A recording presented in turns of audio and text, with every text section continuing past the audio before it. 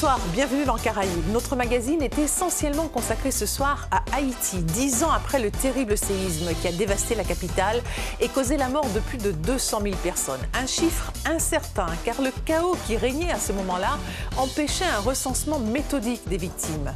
10 ans après, comment Port-au-Prince s'est relevé de cette catastrophe sans précédent? Comment la reconstruction annoncée a-t-elle été faite? Comment le pays tout entier s'est-il remis de ce drame humanitaire? Nous essaierons, à travers des reportages, d'apporter des éléments de réponse. Et au moment où Haïti traverse une grave crise politique depuis plusieurs mois, nous entendrons le président Jovenel Moïse au cours d'un entretien exclusif.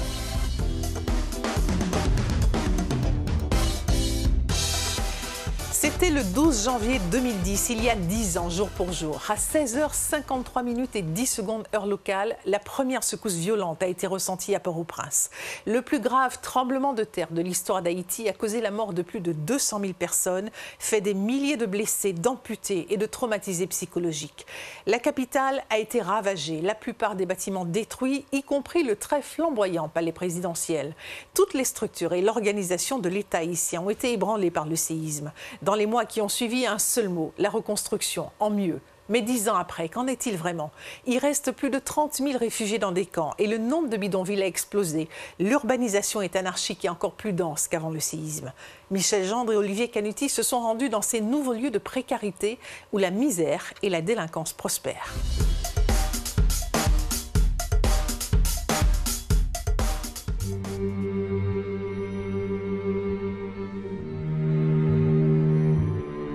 Port-au-Prince porte encore les cicatrices du séisme qui l'a frappé il y a 10 ans.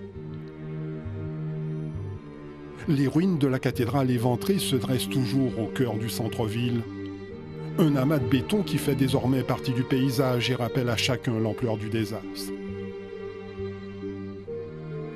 Au pied de la grande croix qui est restée d'aplomb, une poignée de sans-abri y ont trouvé refuge. Quelques tentes, quelques bâches. Des traces d'une vie bricolée pour ces miséreux, comme Nicole, installée ici depuis le 12 janvier 2010. Non, c'est bon, cathédrale. Ça, c'est côté me dormir, ça, c'est carrément. C'est la m'rete. Mon lari est plus misérable. Parce que nous ne pas manger, nous ne pas vivre même. Mon lari pas vivre, vous ensemble, mon cap vivre. Les la pluton, vous voyez un côté pour manger, vous voyez un côté pour boire, vous voyez un bon cabane pour dormir. On va couvrir un bon drap. On ne peut pas vivre. Vivre tant que bête. Depuis après le tremblement de terre, à vivre à 5 petits personnes là-dedans. On vivre dans un petit caille sous fort. On a la vie grâce à l'église là, qu'on a la vie acheter petit prix là, fonctionne. Ils sont une trentaine à survivre encore sous ces bâches dont l'état de dégradation témoigne de la longévité de leur calvaire.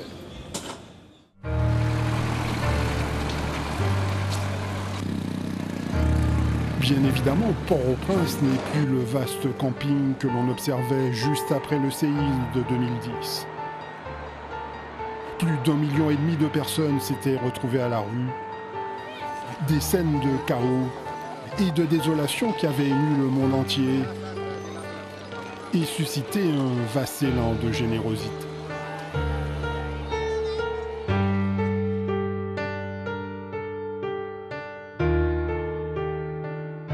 Aujourd'hui, la grande majorité des sinistrés est retournée dans les bidonvilles qui ceinturent Port-au-Prince. On a tenté de se recréer un logis dans ces cités bien plus denses qu'avant la catastrophe.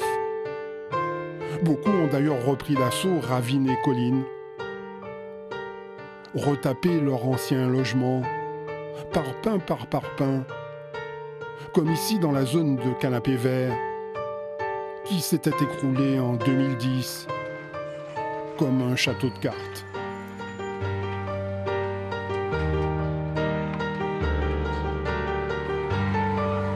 Juste après le tremblement de terre, nous avions suivi dans un campement de Pétionville Nathalie, Lina et Nicole, des sinistrés qui ont végété près de 4 ans dans l'enfer des bâches.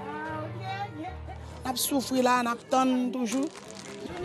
Dame ça est petite fille langossesse, Marie mourit. C'est moi qui maman qui occupé yo. On a retourné. À l'époque, Lina et Nathalie nous avaient montré les restes de leurs maisons respectives dans ce quartier accroché à flanc de colline. Mais quand pas moi, quand ça. Je sens vraiment mal. Imagine-toi, ma maison a été casée, tout ça. Et puis mon père est décédé ici.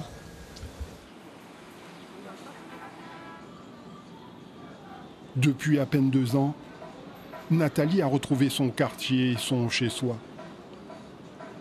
Une réinstallation précaire et difficile.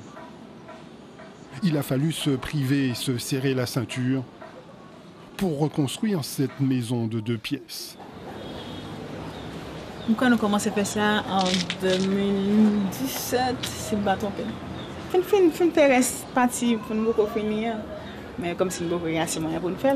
Mais quand même, bon Dieu a une possibilité pour nous faire. Nous-mêmes, nous pas joué aucune aide après 2 janvier de l'État. C'est comme si nous-mêmes pas formés avec moi-même, frère qui mettait tête dans qui fait une pécale là. Si c'est pour l'État dans la ligne d'abdomen, bah je n'ai aucune aide, aucune monnaie du tout. La jeune femme a surmonté sa crainte du béton. Elle était restée prisonnière des gravats toute une nuit le jour du séisme. Un souvenir qu'elle a chassé de sa mémoire avant de se réinstaller sous cette dalle en béton. Parfois comme si je me sentais des douleurs, surtout comme si PM qui était cassé. Et après ça, comme si je me traumatisais, non, juste, moi j'étais comme ça, je vivre, même pas penser à rien du tout, à 2 janvier, rien. Mais quand même la vie continue, je vivre, même pas capable de penser avec le passé, juste je vivre comme ça. Même pas penser, mais avec 2 janvier encore, juste je me dire que ça va passer, je ne pas penser à ça du tout. Ça me dit qu'il manquait un petit peu qui était mort pendant 2 janvier. C'est ça qui manquait le plus. Juste à côté de chez Nathalie, Lina, sa marraine, et Nicole ont eu un peu plus de chance en matière de logement. Elles font partie des rares personnes à avoir bénéficié en 2015 d'un programme de relocalisation sans dépenser un sou dans la construction. Et après, on s'intéresse à notre psychologue. Tout le monde cherche un côté loué, un côté arrêté. Et côté loué, notre loué, pour notre héritage, comme nous avons jusqu'à nous venir bien pour nous arrêter. Bon, depuis après 10 ans, nous là, nous s'intéressons à nous là, nous vivons. Nous avons mari, nous femmes là, nous garçons là. C'est dans la rue, dégager, acheter des bails, vendre, m'occuper de ces gens. À 70 ans, Lina doit subvenir aux besoins de sa fille au chômage et de son petit-fils Marvins, qui a l'âge du séisme, du goudou-goudou, comme on dit en Haïti. Disons qu'ils ont sauté, les théâtres tremblés, qu'on pose une question.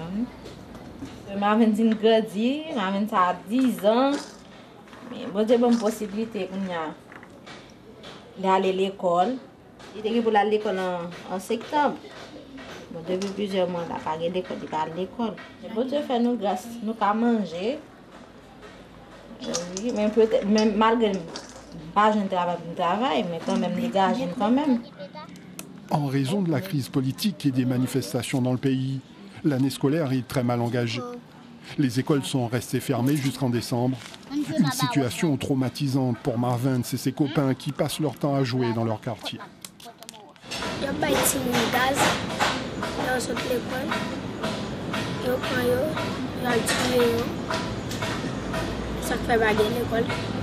situation Haïti dégradée, nous avons Haïti écrasé. Haïti qui était longtemps. À 5 corps pour manger, à 10 corps pour manger, pas ça encore. Ou bien travailler quand n'importe monde à droite à gauche, ou bien travailler, pas ça encore. Mais Haïti, toujours Haïti. Parce que c'est pays non lié. Sans activité et sans revenus, tout projet de reconstruction relève de l'utopie. C'est le cas de ce désœuvré de 42 ans. Il vit depuis 9 ans dans cette bicoque faite de tôle. Un abri qu'il estime toujours provisoire et qu'il partage avec sa compagne, ses filles et son petit frère. 6 personnes au total. Mon cahier d'étage est tombé. Après, tout et tout, par rapport à moi, nous déblayer. Et puis, nous faisons abri ça en attendant. Son abri provisoire. Mais provisoire en attendant qu'en travail, on était supposé reconstruire déjà. Après 10 ans, tout. Moi-même, je connais fait 2 ans de travail seulement. Après 10 ans, nous disons qu'on a vivre, mais ce n'est pas on vivre. On sentit son vie, on dit on vit bohème. C'est pas comme ça dans les conditions ça on monde doit vivre et pas comme ça moi-même personnel doit vivre. État santé physiquement, moralement pas normal, mais quand même résister. Et ça fait mon tête fait mal tout le temps, stressé. Immédiatement je un emploi là, pas dire m'a pas faire là un an, mais m'a travail kiff. Premier objectif, c'est payer l'école ti moun yo, la manger la rentrée et puis reste économie, on connaît ma fait au cas là. OK? À vision. Mais il faut qu'il y ait un emploi. Les conditions de vie de la majorité des Haïtiens se sont considérablement dégradées. Une situation jugée inadmissible par cet homme de 75 ans. De sa maison de 3 étages reconstruite grâce à l'aide de ses enfants installés à l'étranger, il observe le monstrueux développement des bidonvilles. L'État n'a pas mis aucune condition pour les gens vivre bien dans le pays. C'est nèg vini, piller, prendre cob, aller, mais rien pas fait pour le peuple, rien pas fait dans le pays qui pour pourtant réellement changement en profondeur. Mais si tu as l'autre goudou, nous sommes capables de dire que c'est catastrophe. Parce que l'organe des constructions, c'est des constructions qui sont très mal faites. Et tandis que l'État là, les a fait là, même si vous dites que c'est la nuit qui fait, mais l'État là, la nuit tout. Comment l'État fait quitter tout le bagage ça a fait? Il n'a pas intervenu, il n'a pas dit rien. C'est révolte ça qui gagne au niveau du pays actuellement. C'est que le peuple n'a pas bénéficié de rien. On prend le peuple là vivre dans la crasse, le peuple là vivre dans la misère, le peuple a le grand goût, le peuple n'a pas de travail. On prend là où le peuple n'a pas de travail. Le grand goût, c'est normal. Il faut le soulever. C'est pas aller au Chili, c'est pas aller au Brésil, c'est pas aller au Quatec pour sauver le peuple haïtien. Le pays est en ébullition et la terre tremble sous les pas des manifestants qui battent régulièrement le pavé depuis près de 2 ans. Les affrontements s'intensifient comme ici aux abords de l'ambassade américaine. Depuis la révélation du scandale Petro-Caribé, on réclame la démission du président. Bon nombre d'Haïtiens demandent plus largement des comptes sur la faillite de la reconstruction. On regarde avec Jodia là qui côté Haïti, qui ça fait comme progrès, qui perspective. C'est haut. Or, cependant, nous passons à savoir qu'on paquet de comme qui dépensé pour Haïti. L'on World Vision, l'on World Concern ou bien Concern en Action, Concern Action. L'on Habitat, l'on Croix-Rouge. Quand c'était quoi pour nous ça gaspiller. Cependant, on a regardé qui ça a fait comme réalisation. C'est des petits bagages. Tombeau. J'ai traité mon là en Haïti, même chien aux États-Unis pas traité comme ça. Mes amis, ce qui ça nous fait n'a payer nous-mêmes peuple haïtien. Donc je dis là ça révolte conscience.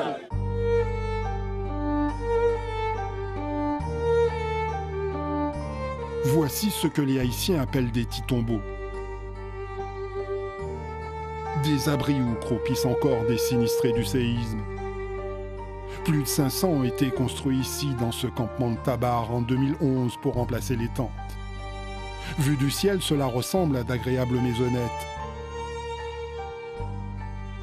En réalité, ce ne sont que de minuscules abris temporaires. Des T-shelters, comme on dit en anglais, censés avoir une durée vie de 3 ans maximum. Le problème, c'est que le provisoire dure. 10 ans après, l'organisation humanitaire qui gérait le camp s'est envolée avec ses promesses et les 8000 sinistrés installés ici moisissent dans leur T-shelter.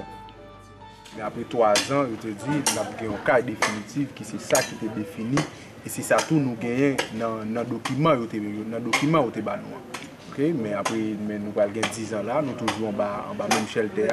C'est ça, c'est qui presque pas capable encore, et puis on va frapper là-dedans, on va la péter. Les T-shelters ont une superficie entre 15 et 18 mètres carrés, l'équivalent d'un petit studio. Ça c'est la cam, tout ça. On seule pièce, c'est découpage qui fait les paraître comme ça. Et ça c'est salon et comme nous dit, ça c'est chambre et tout ça. Et ok, ça c'est douche là. C'est douche là et qui ça c'est là, ok. Et combien de monde vivent là? Et 7 monde. Donc, arrivé vivre à 7? Oui, 7 mois. So, quand vivre là. Il n'y a pas de gain en cuisine, so cuisine, il faut que personne côté pour mon t'a fait manger, tout ça, ou pas de gain. Ou pas de gain et comme si tout, ou pas de gain en bonne douche, comme si pour mon fait besoin de tout ça, comme si ou même qu'on n'a pas qu'à vivre sans lui. Pas gain comme si on différence entre comme si 2010 et aujourd'hui. Mon a toujours dit le bouquet parce que c'est pas dans condition ça, il était souhaité vivre, c'est pas dans condition ça auparavant l'étape vivre. Par rapport avec ça où tu pour mettre, c'est comme si non l'enfer mon y a vivre. Pas de différence entre l'enfer et avec et maison mon y censé vivre là. Et moi c'est personnellement qui là, on senti comme si pour les gens comme si kailan chaud et qu'il est là, so on va connaître comme si après même vivre mon pas arrêter en dedans. Les 8000 résidents de ce camp, dont bon nombre d'enfants, ne sont pas prêts de quitter leur petit shelter, qualifié en créole de tombeau ou caloge. L'OIM, l'Organisation des Nations Unies en charge des migrations, est le seul partenaire international à s'intéresser encore à ces camps de déplacés du séisme. Leur action bute sur le manque de financement, mais selon leurs données, près de 36 000 personnes vivent encore dans 22 camps. Aujourd'hui, avoir 10 ans après des gens qui vivent sous les T-shelters, pour nous, à l'OIM, c'est pas normal. Donc le plaidoyer continue pour assister ces gens-là. On ne peut pas décemment vivre pendant 10 ans dans un T-shelter. Ce n'est pas vrai et ce n'est pas normal. Perdue au milieu de nulle part au nord de Port-au-Prince, cette cité devait être le symbole de la reconstruction après le séisme. Un ensemble de logements individuels et collectifs inauguré en grande pompe en 2013 par le président Martelly. Le projet réalisé par une entreprise dominicaine a surtout servi sa propagande, donné l'illusion d'une politique du logement social dans le pays. Mais près de la moitié des 3000 appartements et maisonnettes n'ont pas été livrés. Les autres sont truffés de malfaçons. Du coup, ces logements sont restés longtemps à l'abandon avant d'être squattés ces dernières années par les plus nécessiteux. Ça peut terminer. C'est le peuple qui a occupé. Le projet est inachevé. Ça, c'est pas vraiment le logement. Vous comprenez?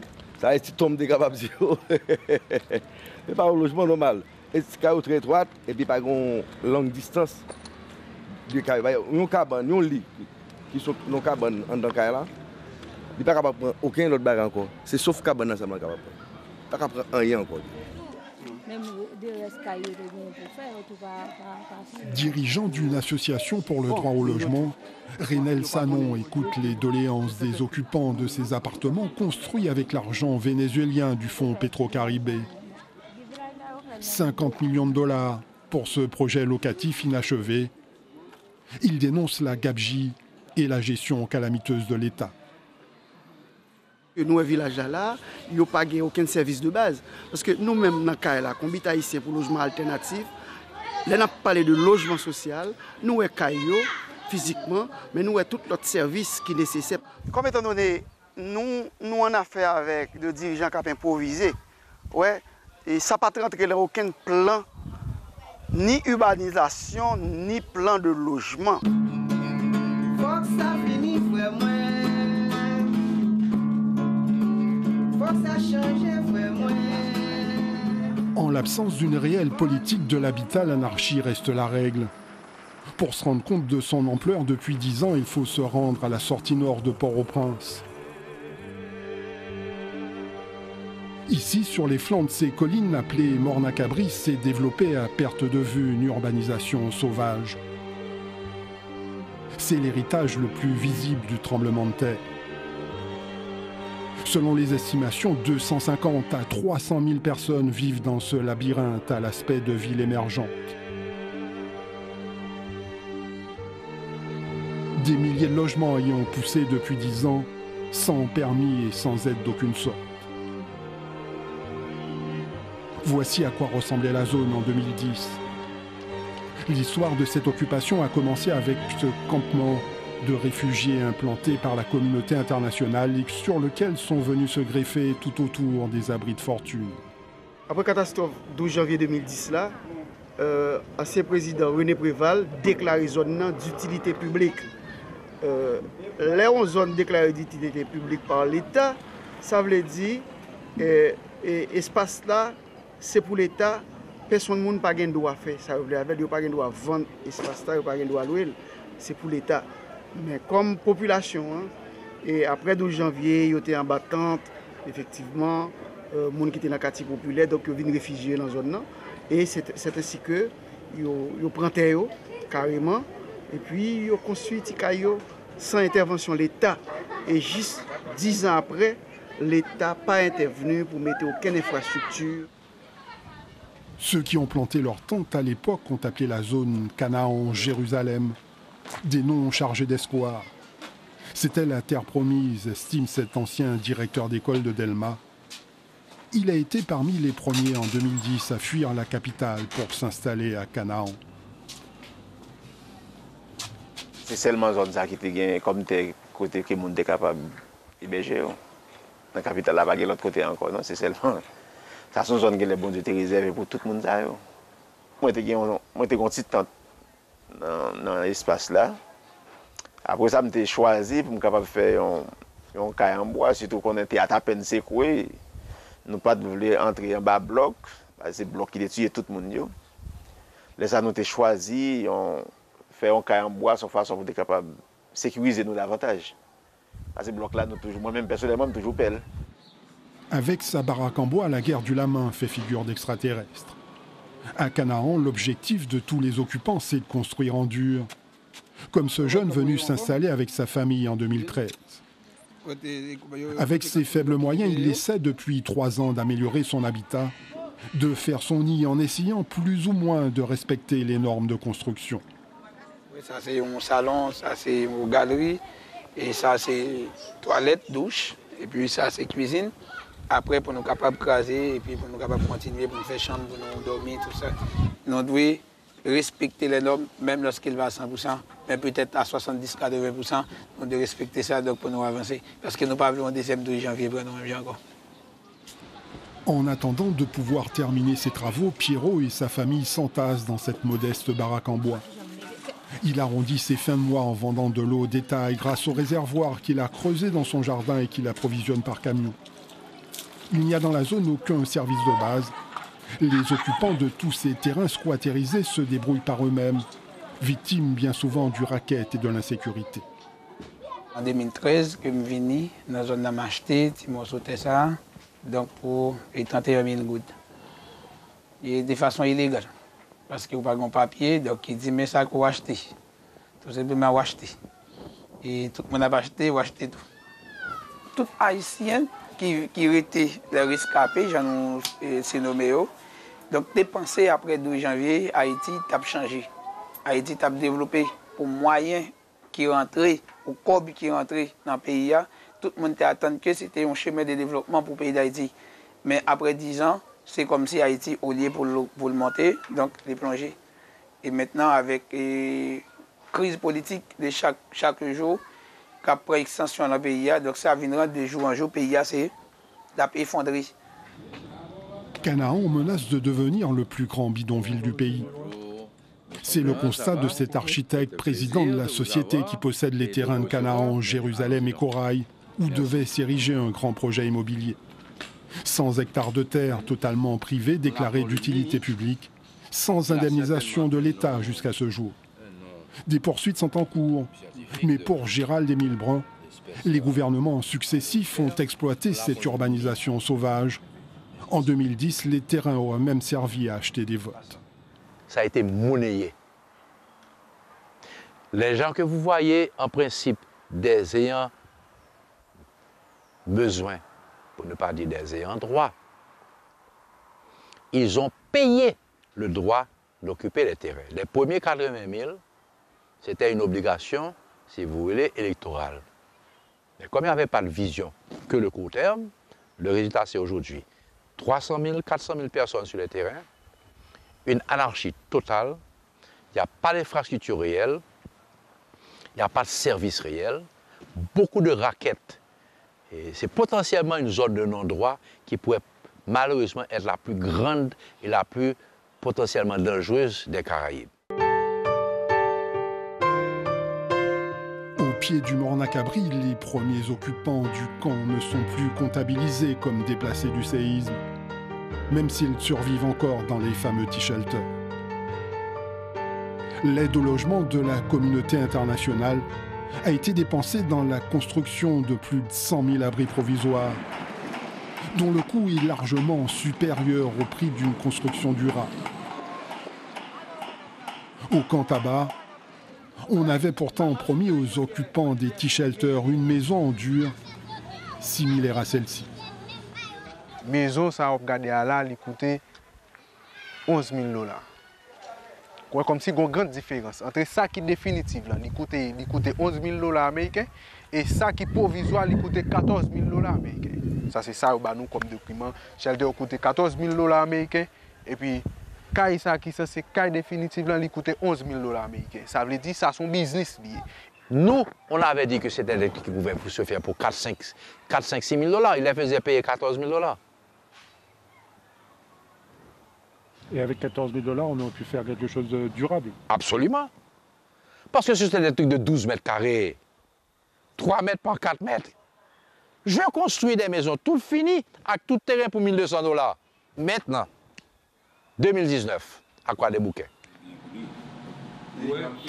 Des voix s'élèvent pour demander des comptes.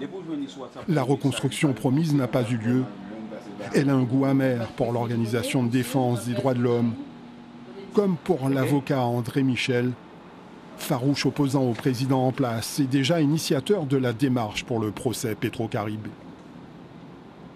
J'ai besoin de savoir ce qui s'est passé avec tous ces milliards qui ont été récupérés au nom de la reconstruction de notre pays.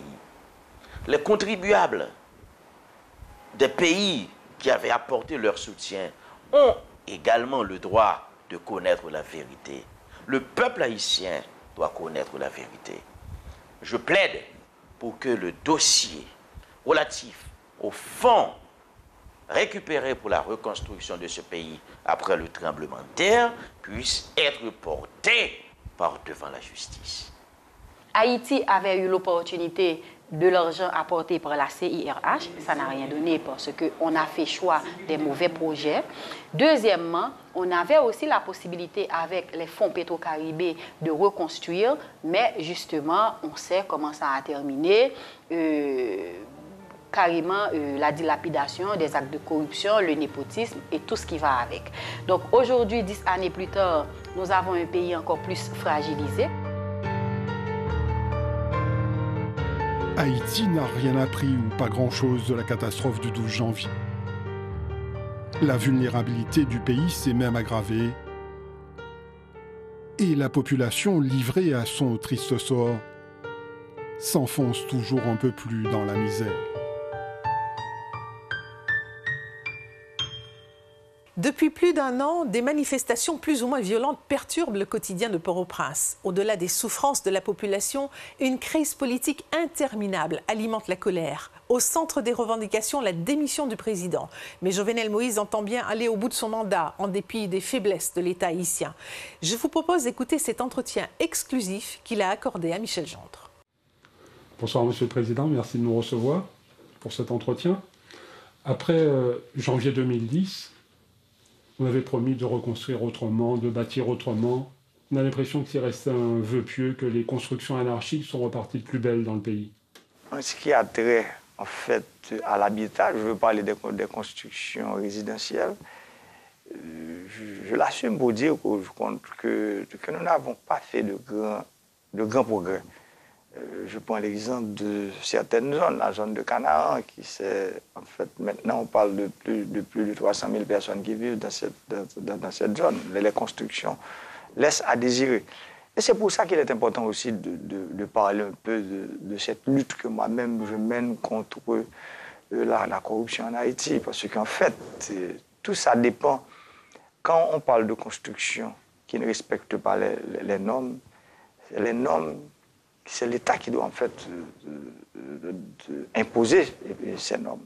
Mais pour imposer ces normes, il faut en fait travailler sur la faiblesse de l'État.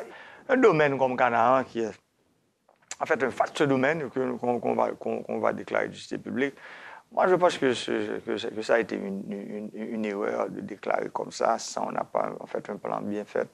Est-ce que ça vous inquiète, toute cette zone où l'insécurité grandit? Oui, il y a de l'insécurité, on le sait, mais en fait, ce n'est pas le fait de construire la zone de Canaan qui provoque seulement l'insécurité, mais c'est la façon de faire. Parce que c'est une zone qui est tout près d'une route qui conduit qui dessert près de 4 des départements. Il fallait en fait mettre de l'ordre quand on devait commencer avec cette construction-là. Mais malheureusement, on ne l'a pas fait comme ça. Et maintenant, nous sommes bien obligés de prendre notre responsabilité pour commencer à travailler et pour voir comment que nous allons nous-mêmes faire face à cette situation. C'est une dure réalité, mais elle est là. Nous devons assumer et nous devons travailler pour faire face à cette réalité. Il y a la perception ici, comme à l'extérieur, que des millions ont été donnés à Haïti après le séisme, mais que finalement, les conditions de vie n'ont pas changé. C'est le pays qui reçoit l'aide qui doit en fait dire voilà comment que nous voulons dépenser l'aide. Mais l'erreur a été catastrophique en 2010. Malheureusement, l'aide, on a reçu beaucoup d'aide, je dirais une aide massive, mais l'État haïtien n'a pas eu cette chance-là, la chance de dire voilà ce qu'il voulait faire avec l'aide. Et c'est pour ça qu'on parle de plusieurs milliards de dollars, mais jusqu'à présent, on cherche ces milliards de dollars. On ne les voit pas. Est-ce que vous avez conscience, en fait, aujourd'hui, que votre crédibilité est atteinte du fait de votre auprès de la population, du fait de votre implication dans le dossier Petro-Caribé? La politique, c'est la perception. Et en politique, la perception vous fait. Maintenant, quand vous parlez de crédibilité, de ma crédibilité qui sont en fait atteinte, maintenant, il faut voir cette partie-là. Je veux parler de la perception. Et la perception politique vous fait. Maintenant, nous autres, nous devons être à même. Et c'est pour ça que je me suis battu. Et c'est pour ça que je suis là encore. Si le peuple, ce peuple haïtien que vous avez parlé, qui a en fait ce problème de crédibilité que vous avez parlé, s'il n'y avait pas une certaine rectification dans sa façon de comprendre les choses, ce n'est pas ce président. Vous ne serez pas au palais national avec ce président. Aujourd'hui, pourquoi vous êtes là avec moi? C'est parce qu'il y a en fait une compréhension de ce peuple, de ce problème de perception qu'on a fait. Parce que là, en politique, si je dois vous donner une réponse réelle, tous les coups sont bons. Et moi-même, je suis un entrepreneur. Je suis venu là où je suis. Je n'ai pas cette tête de politicien qui pense que je dois vous détruire pour moi-même, pour vous remplacer. Je sais que je suis là pour construire et c'est pour ça, moi-même, cette perception, je pense que nous sommes en train de travailler, moi et mon équipe, pour prouver au peuple haïtien que je suis là où je suis. Ce n'est pas par hasard. Je suis là où je suis, c'est parce qu'il y a une vision claire. Et c'est parce que aussi, ce dossier-là, que moi-même, ce n'est pas sur mon gouvernement, je dois vous dire, il y a eu 300 et quelques contrats sur trois présidences. Il n'y a pas eu un seul contrat de Petro-Caribé sur mon administration. Le peuple vous posait des questions là-dessus, vous demandait d'agir. Est-ce que vous n'avez pas trop tardé finalement sur ce dossier Petro-Caribé? Vous pensez que dans cette nébuleuse que le pays se trouvait, je pouvais répondre? Je voulais justement vous poser la question. Parce que là, il faut regarder, tout dépend du timing. Okay? Maintenant, on a fait sortir un rapport en mai 2019. Et puis, vous l'avez vu, le pays a explosé. Mais les politiciens ont servi de ça pour, en fait, renverser, pour me faire partir du pouvoir. Mais on a eu, en fait, quand même la sagesse, le dépassement de soi pour comprendre, pour dire que quand vous n'êtes pas fautif, vous n'avez pas peur. Parce que vous avez peur, c'est quand vous êtes fautif. Et c'est pour ça que je suis là aujourd'hui, en face de vous, pour vous parler. Pour vous dire qu'aujourd'hui, le peuple a besoin de la vérité sur le dossier Petro-Caribé. Et le peuple doit avoir la vérité sur ce dossier. Vous n'avez pas de gouvernement, pas de budget. Est-ce que vous vous sentez un peu isolé? Je dois vous dire, ce sont des moments comme hommes d'État qu'il faut prendre de la hauteur pour vivre ces moments, parce que c'est pas... Ça fait 1 an, disons, on parle de 15 mois que je n'ai pas de budget et je n'ai pas de gouvernement depuis 9 mois. Et maintenant, je dois vous dire que le pays, et nous sommes en train de connaître des turbulences politiques très graves. Il y a eu des violences, quand je parle de turbulences politiques, il y a des gens qui parlent de soulèvement populaire, mais en fait, il faut regarder le niveau de violence que nous avons connu. Il y a des gens qui ont manipulé des gangs à travers tout le pays. C'était en fait une bataille armée qu'on a fait. Le niveau de violence que j'ai vu, c'était incomparable. On n'a jamais vu ça en Haïti.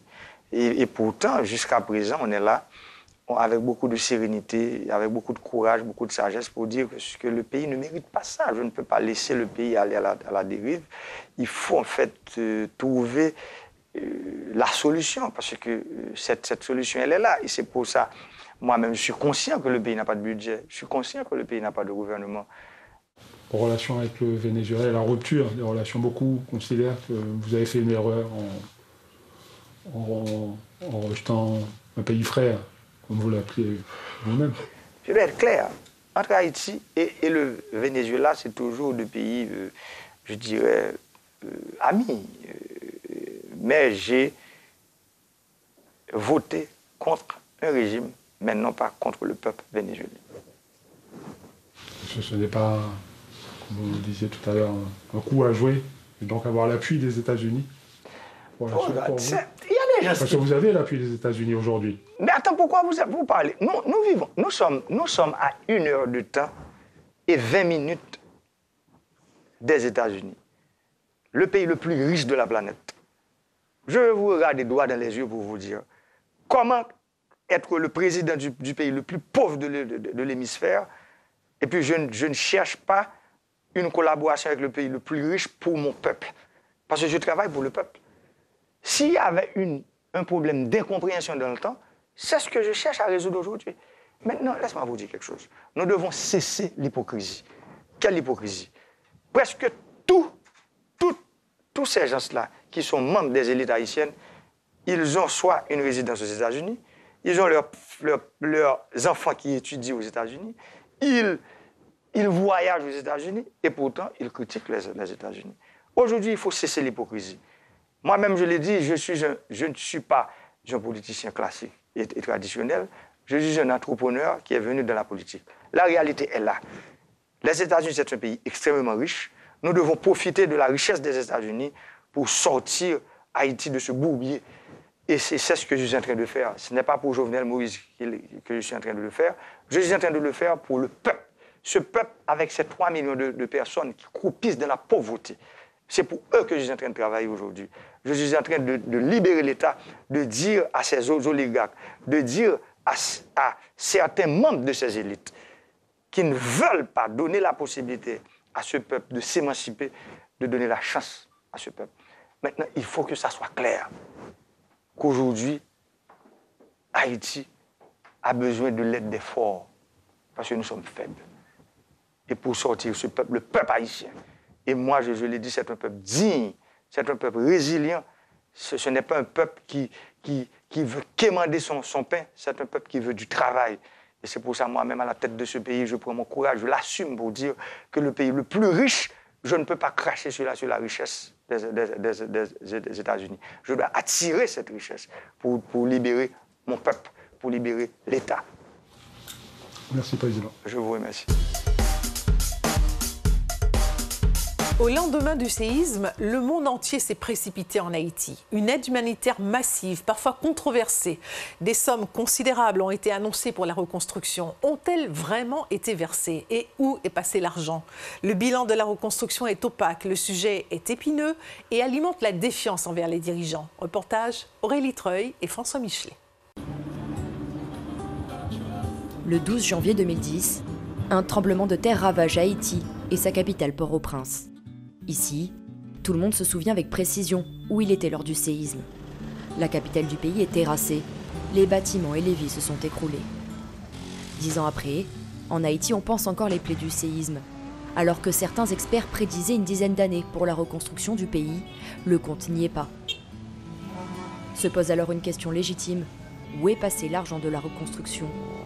Devant ces tas de détritus qui jonchent les rues de Port-au-Prince, certains se sentent abandonnés par l'État. Pays là, pas bon, mais pays là, mais côté ma vente pile fatra devant bombaka vente pour venir retirer un fatra là et là bon pour le président là, il descend mais là plein fatra. Pays là pas bon dans situation ça. Bon m'a demandé pour autorité au fond Jean pour lever un fatra ça là devant nous là. Souvent depuis le palais toi là la sens est bouché, de là puis tomber de l'eau vient passer sous l'ikunya. Ou ka wè moun ou ka wè là pendant la pluie fait tout Kaimoun là, tout à l'inette, la linette de l'eau, pas tout Kaimoun là, la boue, tout ça, etc. Malgré ces défaillances de l'État, d'autres veulent garder espoir. Il suffit que nous prenions conscience et nous apprenions que nous ne seulement ne pouvons pas faire rien pour que nous mettons nous ensemble juste pour le pays à marcher. Il n'est pas totalement écrasé, mais retenons une chance, mais il suffit que nous prenions conscience. Une simple balade dans les rues de Port-au-Prince permet de se rendre compte que l'on est bien loin des objectifs de reconstruction du pays. 11 milliards de dollars ont pourtant été versés à Haïti après le séisme, une des plus grandes mobilisations internationales de l'histoire. Mais impossible de vérifier où sont allés les fonds. Une grande partie a servi à la gestion d'urgence post-séisme et au déblayage, mais pour le reste, le mystère est entier. Cet économiste a enquêté pour son mémoire. Mais sans reddition des comptes, il est difficile d'obtenir des données chiffrées. Les fonds qui ont été décaissés, il y a encore une confusion, il n'y a pas vraiment de données. On ne sait pas exactement entre l'argent qui a été promis, qu'est-ce qui a vraiment été décaissé, qu'est-ce qui a vraiment été alloué aux organisations et qu'est-ce qui finalement a été distribué à travers les projets ou directement aux bénéficiaires. Donc c'est assez difficile et il faut dire aussi que pour faire des comparaisons, on a perdu des données de certaines institutions. Une donnée est en revanche connue, celle de la dette publique. En 10 ans, elle a triplé, entraînant une forte inflation et donc une baisse du pouvoir d'achat. Et sur fond d'augmentation du prix de l'essence, il n'en fallait pas plus pour que la population se soulève en 2019. Une situation alimentée par l'opacité des comptes publics et les soupçons de corruption. La Cour des comptes haïtienne a donc décidé d'auditer le fonds Petro-Caribé et a découvert des irrégularités, comme des violations de passation de marché ou des réaffectations de fonds destinés initialement au relogement. Une opacité dénoncée par de nombreux journalistes, comme Michel Joseph, qui dirige les rédactions de Radio-Télévision Caraïbes, une des chaînes les plus populaires en Haïti. C'est le plus grand problème auquel nous, journalistes haïtiens, nous faisons face, c'est le manque d'accès à l'information. Donc, ordinairement, les personnes qui sont placées pour donner des interviews au niveau de l'État, au niveau du gouvernement, ne sont pas accessibles. Vous appelez un ministre et il décide de ne pas accorder d'interview. Vous appelez un spécialiste dans une institution publique quelconque et décide de dire voilà, mon chef ou le responsable de l'institution ne veut pas que j'en parle, tout simplement. Là, nous, journalistes haïtiens, on n'a jamais, mais vraiment jamais accès aux chiffres, des chiffres ou des fonds qui ont été décaissés, où est passé l'argent. Et aujourd'hui, il y a cette lutte pour la reddition des comptes en Haïti. Devenu journaliste professionnel juste après le séisme, il rêve aujourd'hui d'une réelle avancée en matière de reconstruction. Aujourd'hui, où est-ce qu'on en est? Donc on ne fait que marquer des pas sur place. Le Palais national n'est pas encore reconstruit. Les bâtiments publics, aujourd'hui, il y en a certains qui sont reconstruits au bas de la ville, mais d'autres sont encore dans des abris provisoires. Je peux dire qu'on est encore très loin de ce rêve de reconstruction. Le Palais national résume à lui seul la situation post-séisme d'Haïti. Fortement endommagé en 2010, il a été rasé 2 ans plus tard. Depuis, il attend sa reconstruction. Un concours a bien été lancé et il aura fallu attendre 2 ans pour en connaître le résultat. Mais là encore, se pose la question du financement. Entre 40 et 50 millions de dollars seraient nécessaires. Le président Jovenel Moïse en appelle donc à la générosité des Haïtiens, aux revenus pourtant modestes. Tout le monde pose une grosse question. Côté président, ça, pour jouer l'argent, gros sec comme ça, pour construire palais. L'argent, il n'a pas chaque monde qui a gardé là, chaque Haïtien qui a une dignité. Li nan poche, li la banque sous compte chaque Haïtien qui a gardé là. En attendant, la première pierre a déjà été posée. mais sans qu'aucun plan ne soit esquissé. Et sur les 40 bâtiments publics détruits durant le séisme, impossible de savoir combien ont été réellement reconstruits. Malgré nos demandes répétées, aucune interview ni autorisation de tournage ne sera accordée. En pleine crise politique, le sujet de la reconstruction est sensible. L'UCLBP, l'unité de construction de logements et de bâtiments publics, a bien un projet. La Cour de cassation, le ministère du Commerce et le ministère de l'Intérieur sont les premiers éléments de la future cité administrative. Mais le site du Parlement que nous avons visité en caméra discrète, plus de 2 ans après cette vidéo officielle, semble ne pas avoir beaucoup évolué. En plein centre-ville, un autre bâtiment emblématique de Port-au-Prince attend toujours sa reconstruction. La cathédrale Notre-Dame de l'Assomption est demeurée au sol après le séisme, presque oubliée de tous, sauf des paroissiens qui prient juste à côté, dans l'ancienne cathédrale.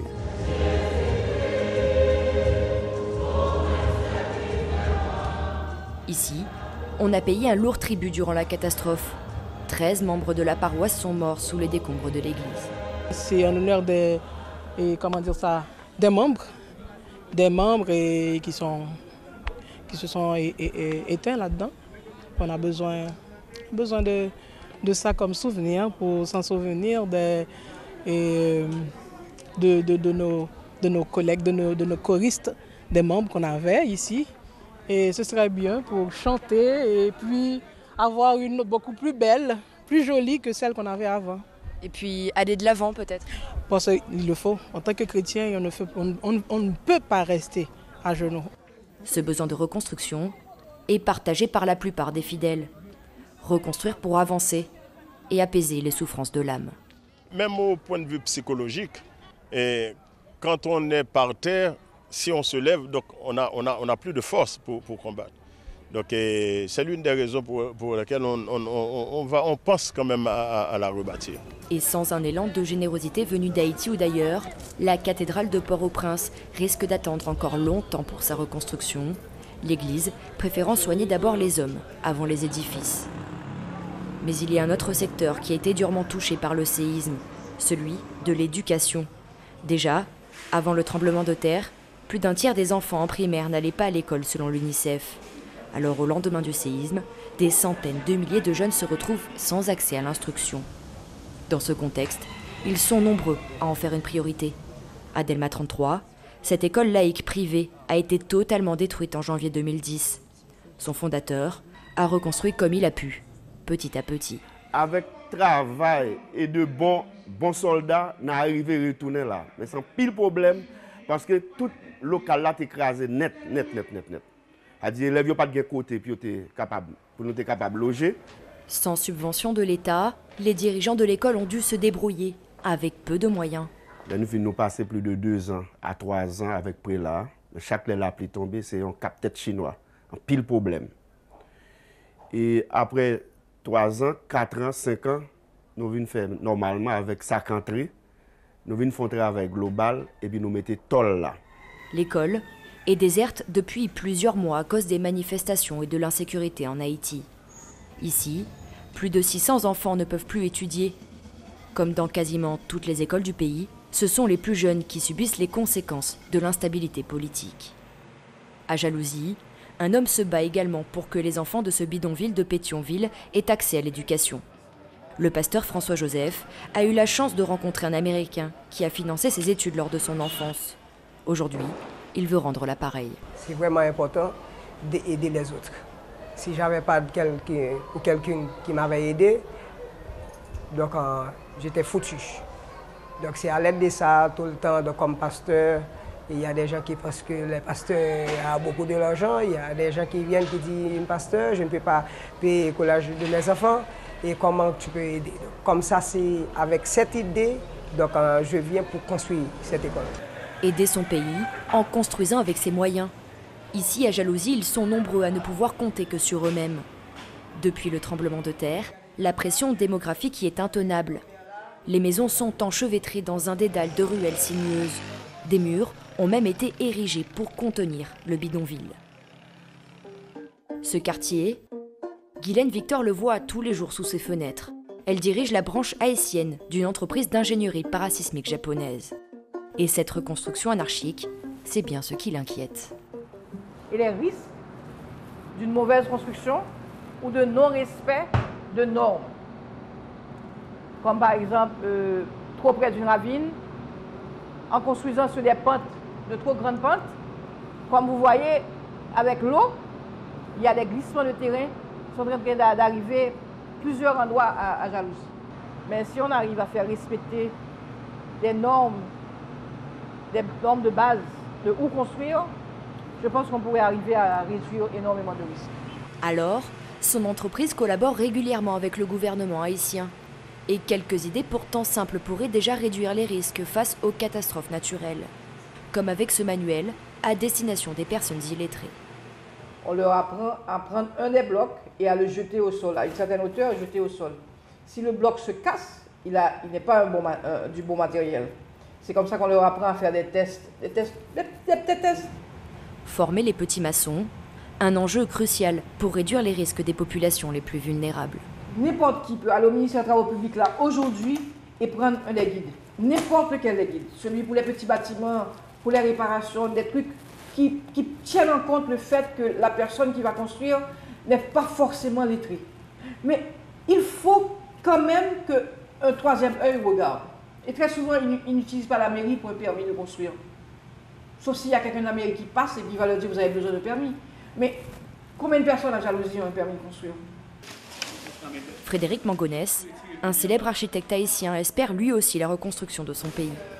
Mais il est plutôt critique sur les avancées de son gouvernement. Après le séisme, il n'y a pas eu vraiment un plan global de toute la zone métropolitaine. Il y a eu des petits plans de zones individuelles à l'intérieur du truc pour la reconstruction des ministères qui avaient tous été détruits, etc. etc. Et ceci a commencé cas un cas. Mais par exemple, le bas de la ville est encore dans un état pitoyable. Mais tout ça, c'est du fait qu'on a un état qui est déficient. Un centre-ville, encore à l'abandon, malgré quelques bâtiments publics déjà reconstruits. L'un des exemples les plus flagrants, le site de l'hôpital général de Port-au-Prince, détruit à 50% lors du tremblement de terre. Depuis 5 ans, le nouvel hôpital est toujours en construction. L'édifice aurait dû être livré il y a 2 ans déjà. Pourtant, l'enjeu sanitaire est crucial, car ils sont nombreux à fréquenter cet hôpital public et donc gratuit. Mais les Haïtiens attendent toujours.